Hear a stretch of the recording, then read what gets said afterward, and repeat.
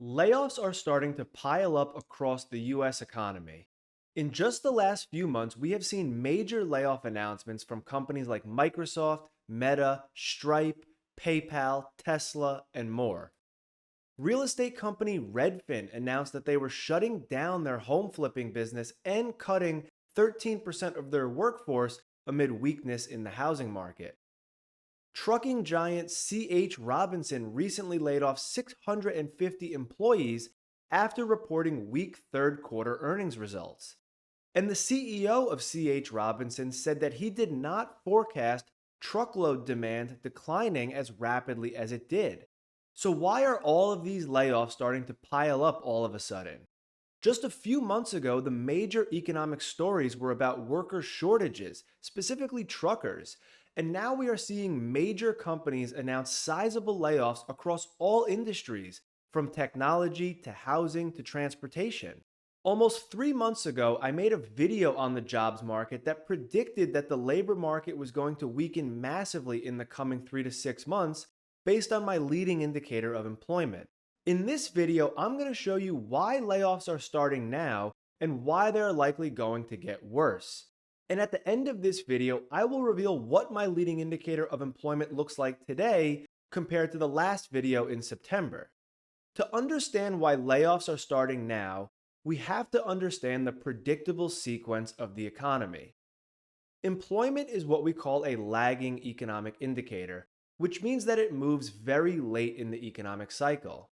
In fact, there are many instances where job losses didn't begin until after the economy was already in recession. In both the 1974 and 1980 recession, the economy was adding jobs for up to 8 months into the recession.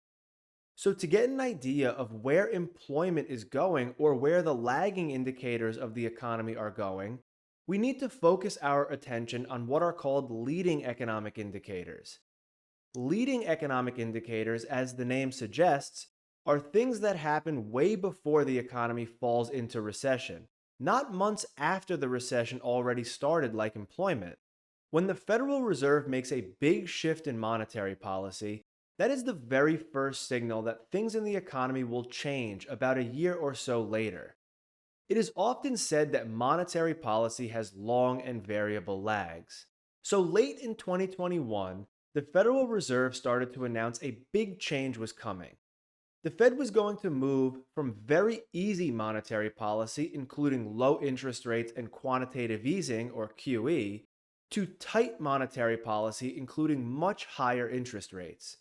Whenever the Federal Reserve raises interest rates or tightens monetary policy, the sectors of the economy that are most sensitive to interest rates feel this change first. Right away in early 2022, we saw the housing market start to slow down very rapidly. So, first, the Federal Reserve raised interest rates and tightened monetary policy, then the housing market started to slow down. So, what happens next? If the housing market slows down, that usually means that the consumption of things associated with home buying will go down as well. What do I mean by that? Whenever you buy a house, usually you need home appliances, furniture, and maybe some basic construction tools. Every month, the Census Bureau releases a report on retail sales activity, and we can actually break out the amount of retail spending that is going towards home appliances, furniture, construction materials, and even motor vehicle parts. When you adjust these items for inflation to get a sense of the volume of goods, you can see that the consumption of these housing related items turns down well in advance of recessions. So, how does it look today? Well, after COVID and the trillions of dollars of stimulus money, there was a boom in housing and the consumption of these housing related goods. Housing consumption has turned down, which is another warning sign in the sequence of events that we are currently tracking. So, first, the Fed said that they were going to tighten monetary policy, then they started to raise interest rates, and then the housing sector started to cool down.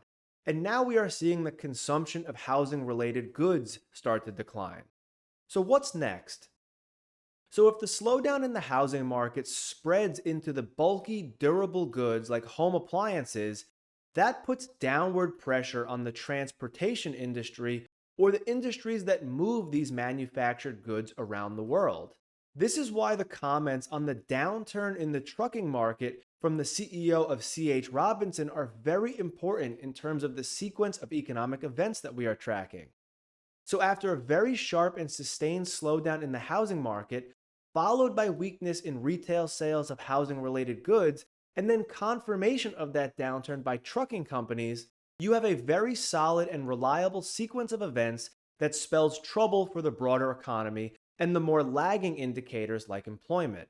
These are all of the leading indicators, and when the sequence evolves in a very predictable way, like I just outlined, it is confirmation that there is a cyclical process underway. So, just by studying that sequence, it is not a surprise that now, after all of these events transpired throughout late 2021 and 2022, that we are starting to get announcements of major layoffs in late 2022 and likely into 2023.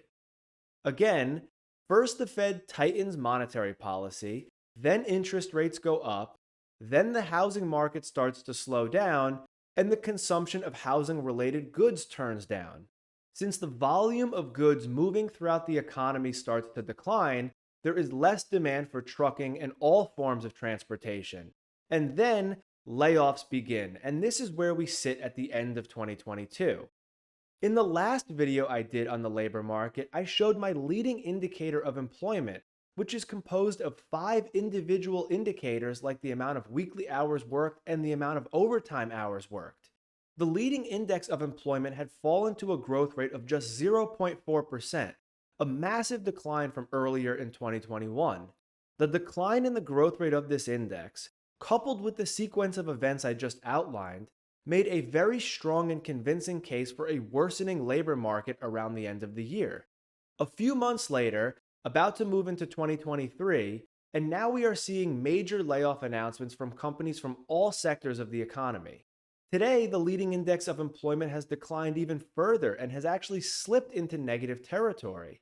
Not only has the leading index of employment declined further and is now outright contracting, but the sequence of events is actually still getting worse. The Federal Reserve is still raising interest rates, the housing market downturn is still ongoing, and it is actually in much worse shape than it was a few months ago. The decline in housing related goods is also still under pressure. So layoff announcements have started to roll in, but based on the sequence of economic events from the more leading components of the economy and the leading index of employment itself, it looks like this softening of the labor market is actually just getting started. If you found this video informative or helpful, then subscribe to this channel for more breakdowns on the economy and check out epbresearch.com for more details on how I analyze the economic cycle.